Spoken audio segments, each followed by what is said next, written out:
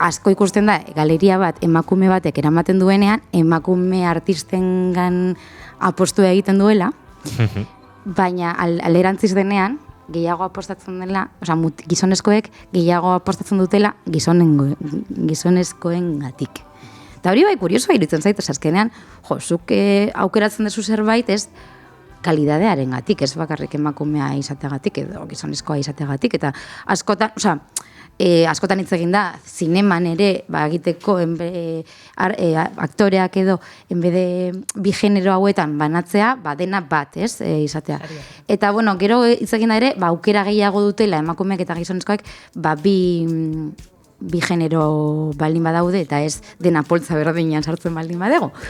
Baina ez dakit, azkenan guk aukeratu behar dugu zerbait, kalidadearen gatik, ez? Egia da, bai, hori, azkenean ez direla berdinak aukerak emakumeentzat eta gizonezkoentzat, eta igual, pixkat, impultzua egin behar dela honetan, adibidez badago, Hybrid-Art dela azoka berri bat sortu duena, ondela 10 urte Madrilen, eta azoka hau emakumeen sortzen dute, gehien bat.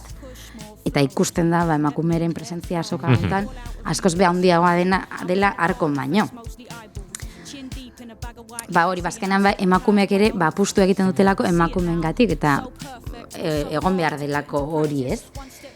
Eta bueno, egia da bai, azoka hau dela, pixkat artista ez hain garrantzitsuak babesten dituen galeriak eta dituzten galeriak, eta orduan ikusten da beste gradu batzuetan emakume gehiago dela gradu altuetan baino betiko moduan.